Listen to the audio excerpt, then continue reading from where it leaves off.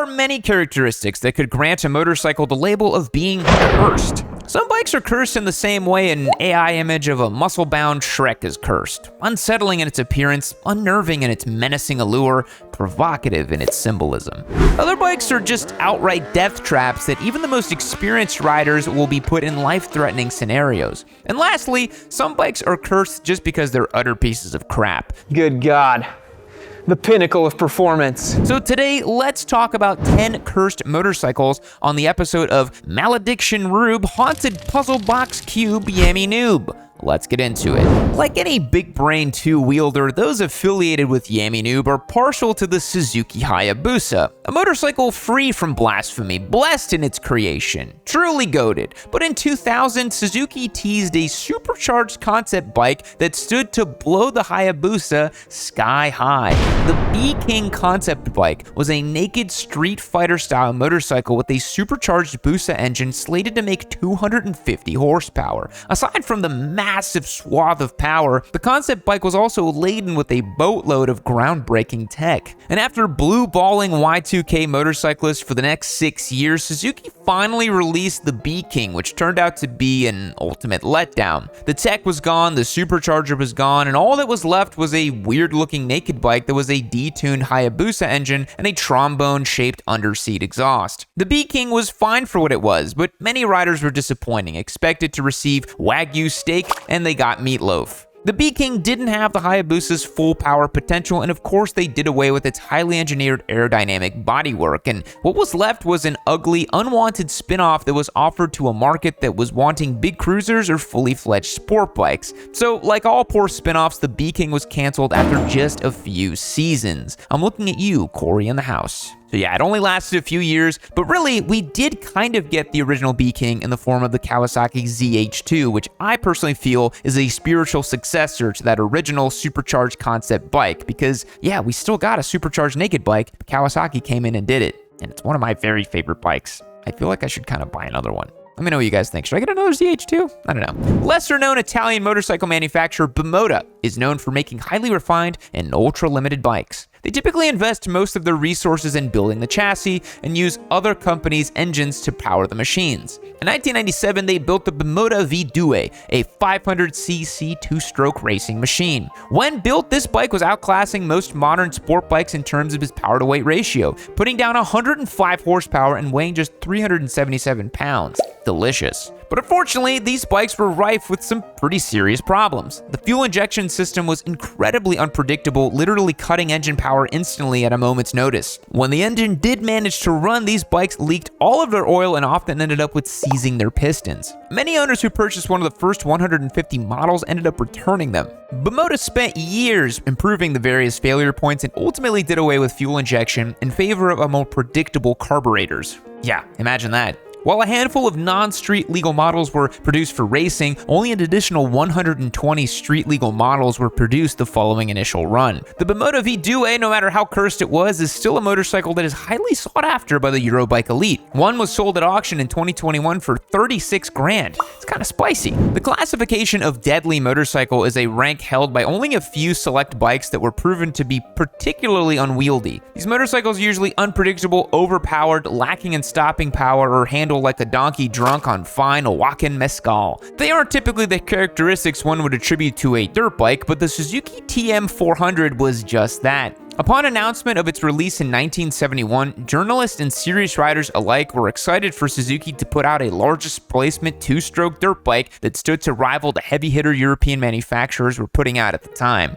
Even after it was launched, journalists seemed to write positively about the motorcycle dubbed the Cyclone, which only proved to mislead interested riders. Upon first swinging a leg over the Cyclone and riding in a straight line onto the pavement, most riders just thought it was a pretty fast dirt bike. Nothing seems to stand out as particularly dangerous. But once the bike hit the dirt and was under power on uneven surfaces or while even in the most unassuming turn, it exposed its most fatal flaw. It wanted to kill anyone who rode it. While riding the dirt at any reasonable speed, the back end would jut out side to side, threatening to throw riders off, a fate many riders would fall victim to. If you didn't high side, a violent tank slap would rip the bars from your hands and send the Cyclone on a crash course. It was ultimately determined that even a 125 would be faster on a racetrack, considering the TM400 became violent and unpredictable at most speeds. Many riders tried every form of modification to tame the beast, from aftermarket suspension upgrades all the way to frame swaps, but ultimately the bike was discontinued in 1976 in place of the Suzuki RM series. A motorcycle can also be cursed because it's just so damn ugly, and that is exactly the case here with the Gilera CX125. Gilera is another one of those Italian motorcycle brands that have been lost in the passages of time.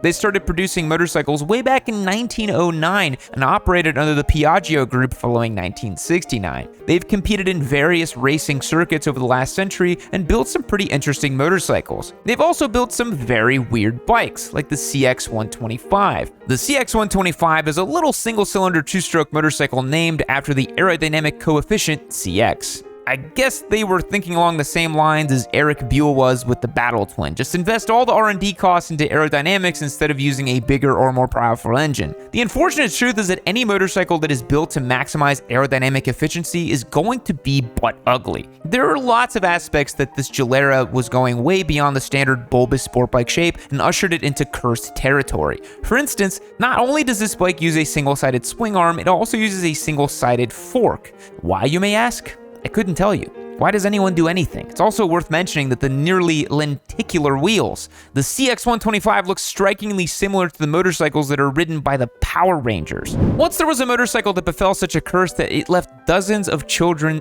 fatherless in the 1970s. Before the supercharged H2 from Kawasaki that was yeeting cows into the stratosphere, the H2 was given to a two-stroke death trap that would humble even the most alpha chads of the time. The H2 Mach IV was released in 1972. It was a bored-out version of the H1 that pumped the displacement in the air-cooled two-stroke engine up from 500 to 748 cc. Although it was considered to be the fastest accelerating production motorcycle of the time, it only made about 74 horsepower. That might not sound like much, but the scary thing about these two-stroke bikes is that all the power came on much later in the power band and seemingly out of nowhere. Down low, this bike was any lumpy old UJM, but when the engine rose over 3,500 RPMs, all 74 ponies came on in an instantaneous stampede. These old peaky two-strokes were so unpredictable, it seems like the surge of power would come at different RPMs every single time you rode it, making it impossible to tame such beasts. With a temperamental two-stroke engine and 1970s braking and suspension technology, the original H2 was a force to be reckoned with. This 460-pound motorcycle would power wheelie on command and speed wobble whenever it felt like it. The bike was so chaotic and frightening, it would be cursed with the title of Widowmaker, which is a title that I see more and more now on the internet to things that really do not deserve that title. Like I saw some 1970s Porsche with the title Widowmaker the other day. Come on. That's not a Widowmaker. Let's chill out, okay? Before the H2 was invented by the orphan industry in 1974, prehistoric British motorcycle manufacturer Vincent had a similar agenda with the motorcycle known as the Black Shadow. The Black Shadow was as ominous as the name implied because in 1948, this ancient machine was capable of a top speed of 125 miles per hour. This bike was powered by an air-cooled 50-degree V-twin that was making 55 ponies. While this bike was pretty advanced for the time, being lauded as one of the most superior designs of the day, its suspension and frame geometry could not quell the Shadow's diaper-soiling power output. At the Bonneville Salt Flats, racer Rolly Free set a top speed of 150 miles an hour while mostly nude, laying prone on his motorcycle. Yeah, that's a real picture. Look at this. OG squid right there, folks. A wardrobe change that netted him an extra 2 miles per hour compared to his fully clothed run that he accomplished prior. But something tells me he didn't remove his leathers to be aerodynamic because his initial 148 mile per hour run left him with a little mess in his racing suit. Hunter S. Thompson wrote, "If you rode the Black Shadow at top speed for any length of time, you would almost certainly die. That is why they are not many living members of the Vincent Black Shadow Society." Those are the big words for the man who spent 2 years living and riding with the Hells Angels at the peak of their debauchery. And like that, we move away from our deadly cursed motorcycles and circle back to the aesthetically displeasing machines. You can't talk about cursed bikes without mentioning the BMW C1. I know what many of you diehard motorcycle junkies might be saying, that thing's a scooter, that ain't no motorcycle, while other devotees scooterists will decry, that ain't a scooter, that's a dang compact car. And I say, who cares what it is officially classified as? Let's throw rotten fruit at it. This bad boy was sold in 125 and 200cc configurations in its massive 2-year production window. Each engine was made by Rotax, but unfortunately, as criticized by journalists at the time, the C1 was considered to be underpowered. Shocking, I know. Personally, I would be less concerned with the spec sheet and more concerned with the fact that this thing has a roof. You would go to buy one of these secondhand and they're just like, the tires have a good amount of tread left, I just changed the oil and I fixed a leak in the ceiling, like it's a frickin' Miata or something. This thing also has a seatbelt, which made it hard to maneuver during slow speeds, and some countries even deemed that the use of a seatbelt in conjunction with a helmet posed additional safety threats. Seatbelts or not, the C1 is cursed, and I do hate it. Sometimes trying to push the boundaries of convention ends up being a tragic misstep. That is exactly what happened with the BMW F650 CS, also called the Scarver, by the middle-aged men at BMW who really wanted to sound hip. This abomination was the product of a partnership between BMW and Aprilia. That sounds great, right? What could go wrong? Well, a lot. They were really trying to lean into the youth market, and as a result built a motorcycle that just screamed fashion faux pas. It had a really dumb overall design, sharing the same silhouettes as Jeff Goldblum at the end of The Fly. And to make matters worse, it was decked out in translucent polycarbonate, trying to mimic a late 90s iMac. It was sold in flashy youth-focused colors like azure blue metallic. BMW even tailored their accessories to youngsters, with the optional add-ons like a CD player, because no young person in 2001 would be caught dead riding without the sensual sounds of Now That's What I Call Music 5, which included hits like It's Gonna Be Me by NSYNC and Kryptonite by Three Doors Down. So much nostalgia. By the end of its run in 2005, the Scarver was considered to be an undebatable flop. Somehow we went from a time when manufacturers just throw anything at the wall to see what sticks to present day where the bikes make the same year after year with a 2% increase in displacement. Or they make bold, provocative choices like putting launch control on a 400. Another great example of a failed attempt at modernity is the Honda DN01. The DN01 was Honda's Frankenstein monster that combined the worst parts of a scooter, a cruiser, and a sport bike. It was designed for ergosexuals who gush over comfort and convenience. With its lazy boy style seating, the DN01 makes even the most relaxed cruiser motorcycle look like a medieval torture device. The 680cc V-twin was also mated up to a CVT automatic transmission. The DN01 just kind of failed at everything. It was of zero interest to sport bike riders or sport tours. Its lack of onboard storage made it impractical to commuters or scooter boys looking to level up from their 125. This bike also launched in 2009, a terrible year for motorcycle sales and an even worse time to experiment with motorcycles such as this. It was discontinued just after 1 year. The last bike on the list today is the BMW R1200C. More often than not, when a company out of the blue decides to tap into the American cruiser market, it usually doesn't turn out great.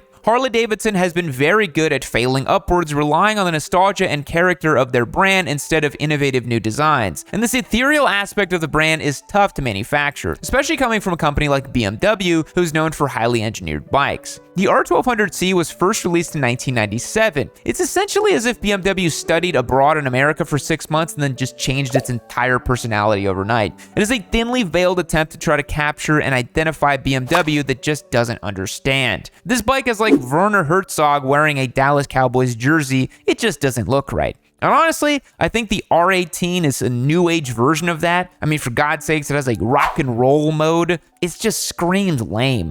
Thanks for watching, everyone. Go ahead and subscribe if you enjoyed the video and head over to yammynoob.co to check out our membership platform for exclusive access, automatic giveaway entries, and our Discord server. It's truly a good time. You're not going to want to miss it. I will catch you guys later. Fact: bats are the only land mammal native to New Zealand. Goodbye.